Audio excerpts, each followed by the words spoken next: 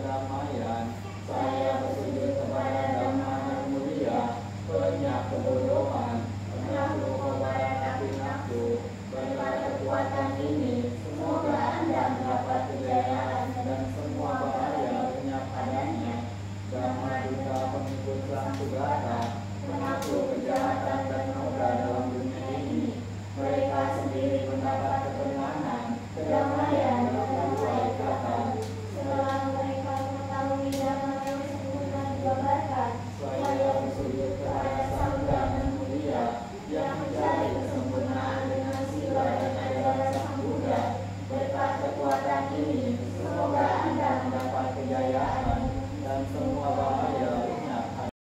Belum mengatasi kematian, segala milikku yang kucintai dan kusenangi akan berubah, akan terpisah dariku. Aku adalah pemilik karmaku sendiri, pewaris karmaku sendiri, lahir dari karmaku sendiri, berhubungan dengan karmaku sendiri, terlindung oleh karmaku sendiri. Apapun karma yang kuperbuat, baik atau buruk, itulah yang akan kuwarisi. Hendaklah ini seringkali direnungkan.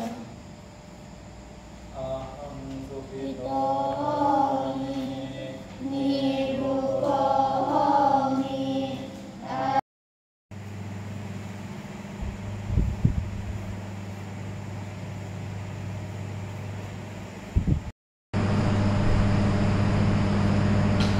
Atau udah ngantuk?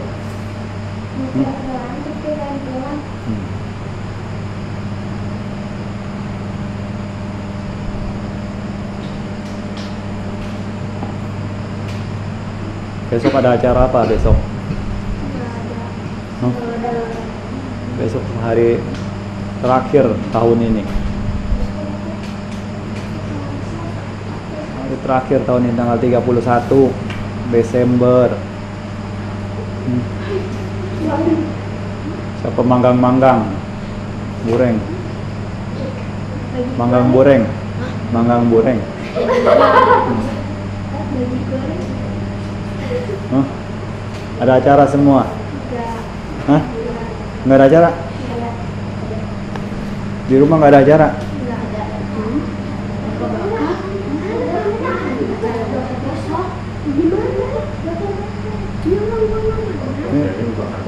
Hah? Oh, semua nih. Oh ya, apeng, hati-hati apeng. Makan anjing. Apeng bakal jagain kambing nih, apeng. Jagain kambing apeng. Itu siapa tuh anjing mau bilang? Ah itu dia tuh. Dia semua. Siapa?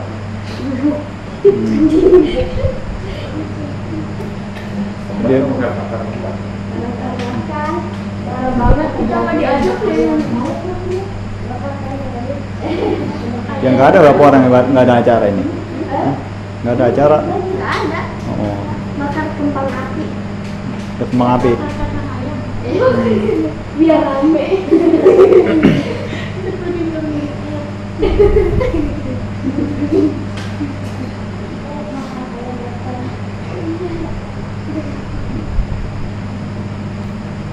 Lumayan hari ini full hari ini nih, seharian. Mulai dari siang pulang ke wihara juga lihat tukang bentar. Tidak lama lagi juga tanam pohon lagi. Tanam pohon durian.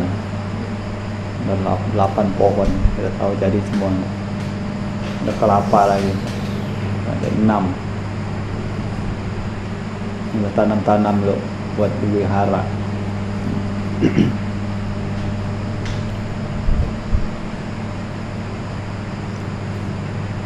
Siapa tahu jadi berkah nih, untuk jadi berkah.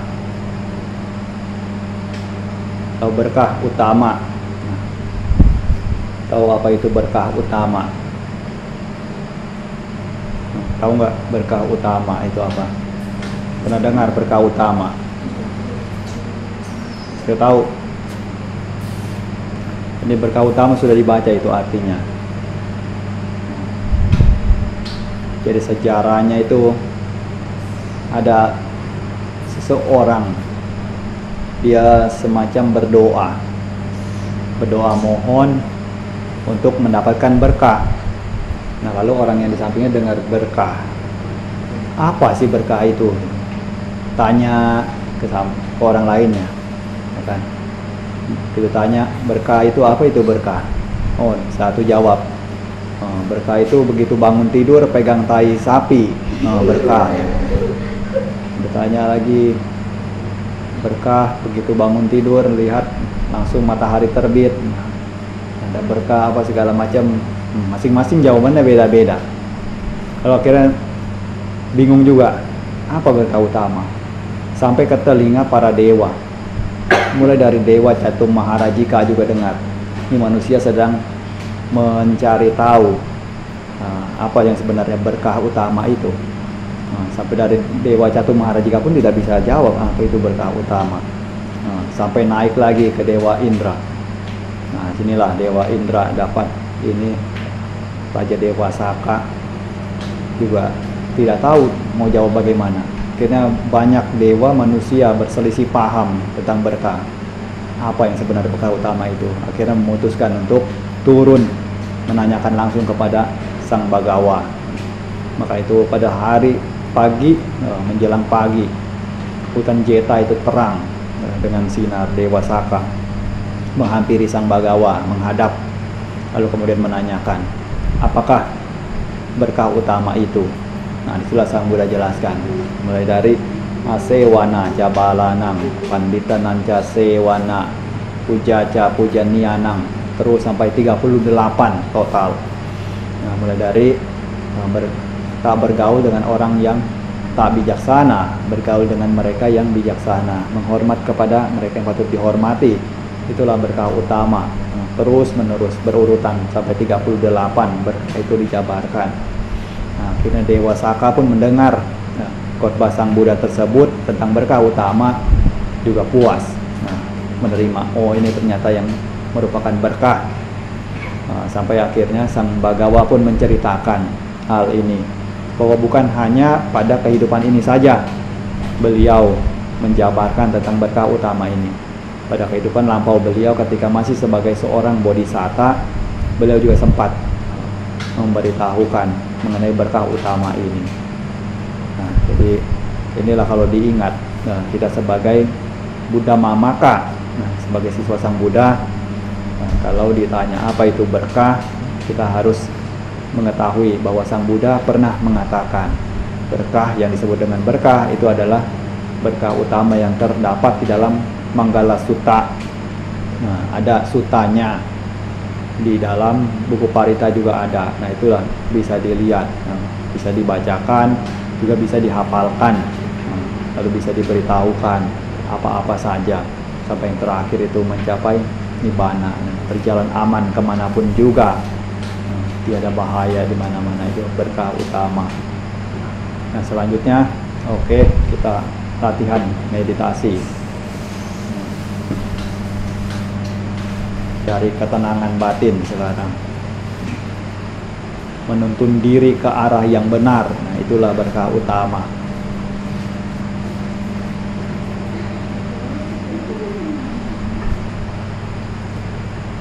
Nggak apa-apa, jaga jarak, luas kok, tempat nggak sempit, ngapain dekat-dekat.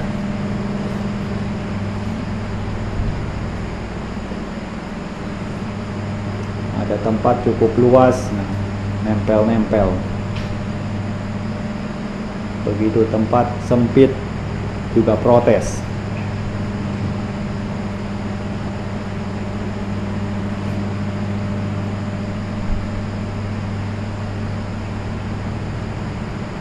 Ya, kaki kanannya di atas kaki kiri. Posisi meditasi diangkat, duduk fokus konsentrasi, jaga ketenangan untuk beberapa menit saja, coba untuk berkorban. berkorban waktu, berkorban kesenangan demi kebahagiaan yang lebih tinggi, untuk mencari rasa bahagia di dalam Dhamma, yang mana semakin mencicipinya juga rasa kebahagiaan itu akan semakin terasa lebih besar. Jadi beda kebahagiaan dunia dengan beda kebahagiaan Dhamma. Kalau kebahagiaan dunia semakin diicip itu semakin tawar, sama seperti makan tebu dari pangkalnya menuju ke ujungnya. Kalau kebahagiaan dalam Dhamma itu semakin diicip juga semakin manis, sama seperti makan tebu dari ujungnya menuju ke pangkalnya.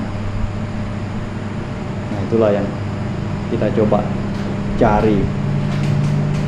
Setiap pengorbanan, setiap perjuangan, setiap usaha tentunya merupakan proses untuk menuju sesuatu yang ada hasilnya. Bagaimanapun tidak ada satu pencapaian yang tidak melalui bentuk perjuangan.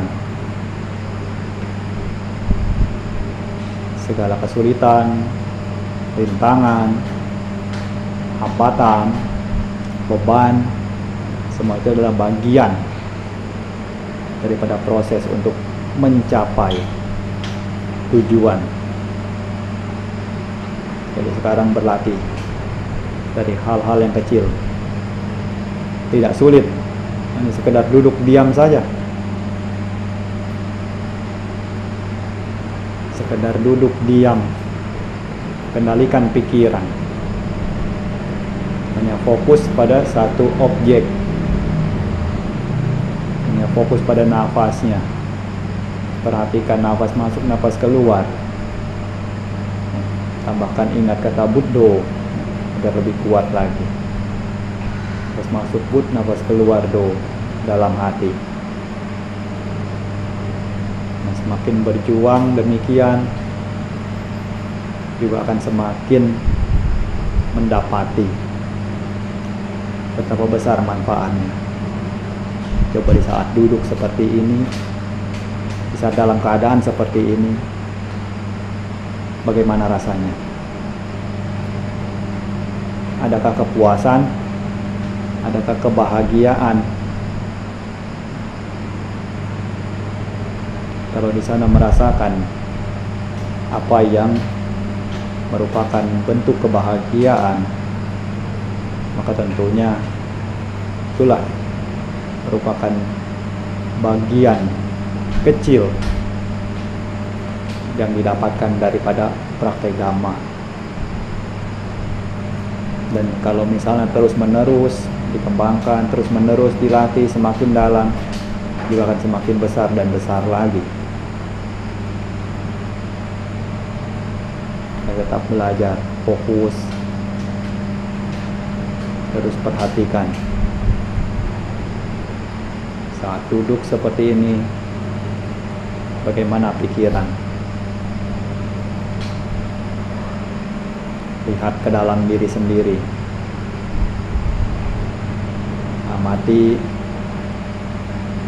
setiap pikiran yang muncul. Sadari lalu tinggalkan. Sadari lalu lepaskan. Karena saat ini fokus utama hanyalah pada memperhatikan masuk dan keluar nafas. Pemikiran yang lain hanya diketahui lalu ditinggalkan.